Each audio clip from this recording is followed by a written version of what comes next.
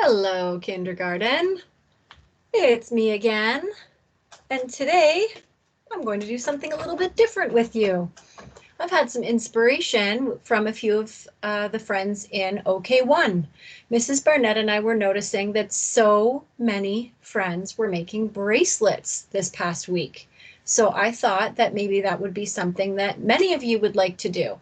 So today I am going to show you how to make a bracelet. Now, there are several different materials that you can use to make a bracelet. And one of them is yarn.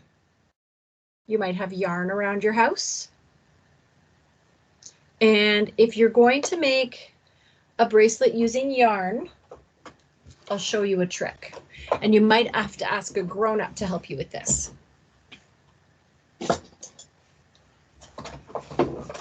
Okay. So here I've cut a piece of yarn, and I know that it's going to be big enough to put around my wrist and tie. You need to be able to tie it. Now, you always need to put a knot at the end, and you will have to knot it a few times, because if you don't knot it, whatever you put on your yarn is just going to fall right off. So here I have a bead here. Okay, I'm going to put my bead on the yarn and see how it stops where I have the knot. If I did not have the knot there, it would fall right off the end. So you want to make sure that you have a big enough knot that it's going to stop the bead from falling off the end. The other thing you may want to do, the end of the yarn, if this is what you have at home, the end of the yarn might start to become frayed, and it might get frustrating for our friends to put a bead on it, to thread a bead on it. So something you can do if you have a little piece of tape is put the tape really tightly around the end, and that will stop it from fraying.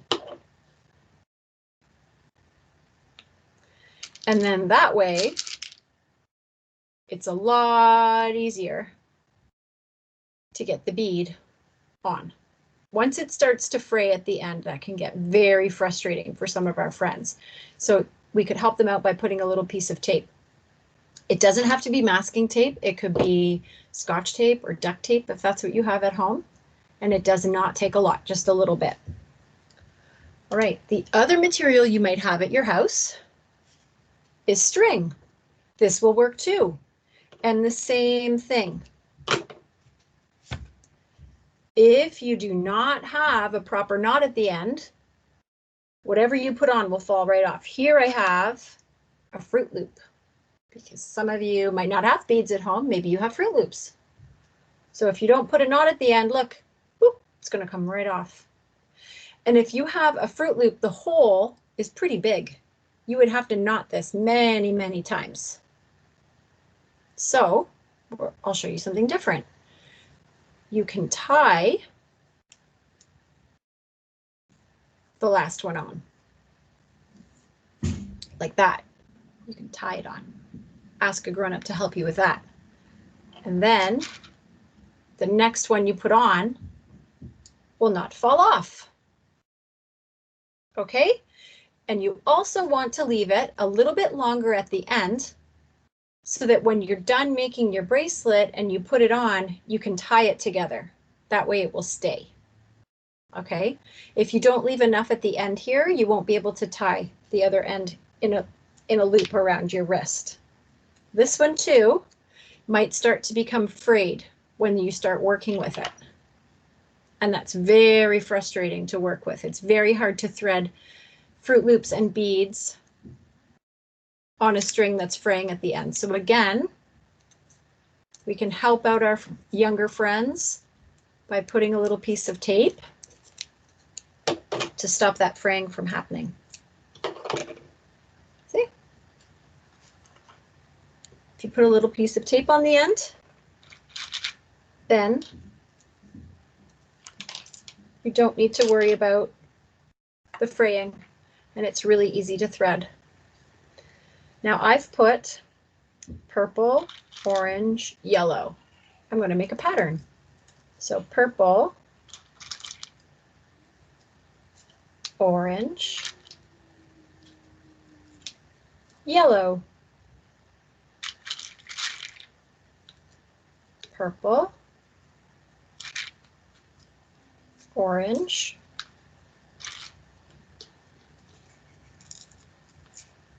yellow. See how I've started making a pattern there? Patterns repeat. Purple, orange, yellow. Purple, orange, yellow. Purple, orange, yellow. What comes next? Purple. Purple. Orange.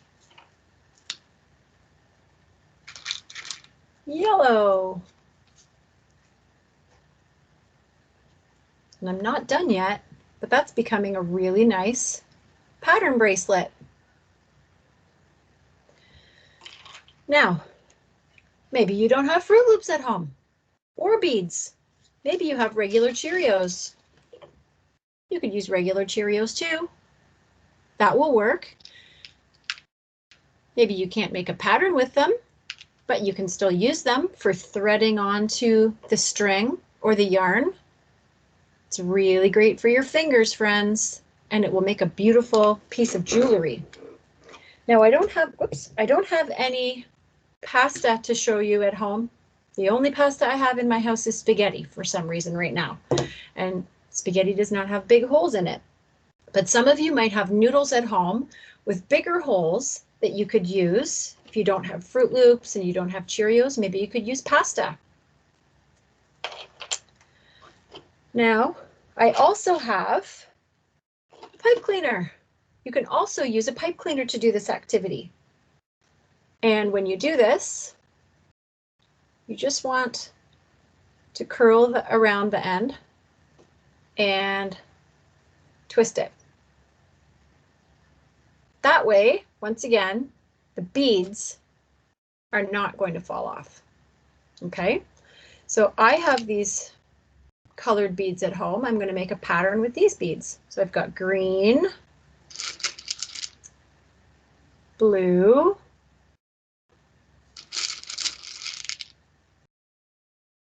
golden.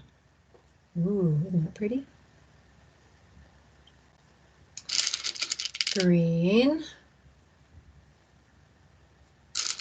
blue, golden.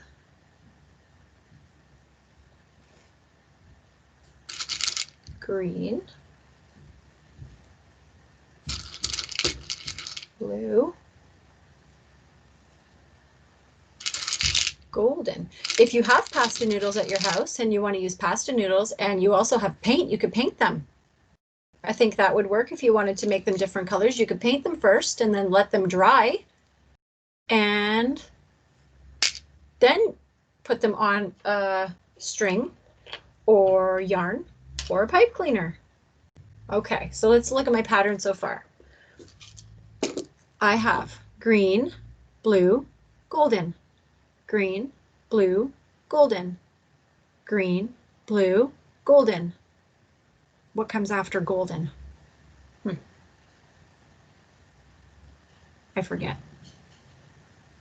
How can I figure it out? I don't know what to do. Now I'm lost. Let me think.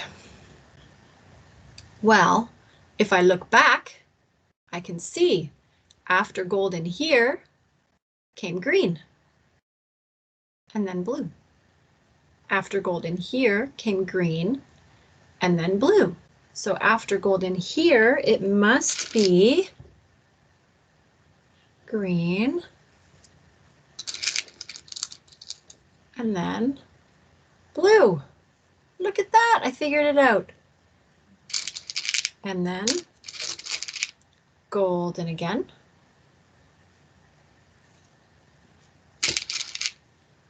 And green. And blue. Oops. So let me go back and check my work, okay? So,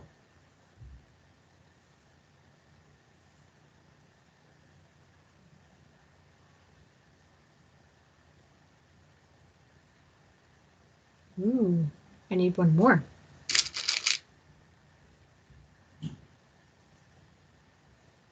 Let's see here. Look at that. I have 3 colors in my pattern, and they repeat over and over and over again. Green, blue, golden. Green, blue, golden. Green, blue, golden. Green, blue, golden. Green, blue, golden. You see that? You can see how I have 3 colors that repeat over and over and over. And now I can put them all together. Now that I've checked my work, I can put them all together and I can keep going and finish the pipe cleaner. When I'm done, I will put it around my wrist and I'll tie it together through the loop. See, doesn't that look beautiful? I also have these at home. One of my friends had these at home. They are alphabet letter beads. If you happen to have these at home, whoops, maybe you could put some letters on your bracelet if you want to. Maybe you could spell your name if you have letter beads. So again, friends, we don't expect you to go shopping. We don't think you need to go out and buy all of these things, but I've tried to show you different options so that you can try to make a bracelet at home. And we're really looking forward to seeing all your beautiful work. If you have the proper materials to make a pattern on your bracelet, I know your educators would love to see a pattern as well. So have fun with this, friends. I can't wait to see what kind of creative things you do.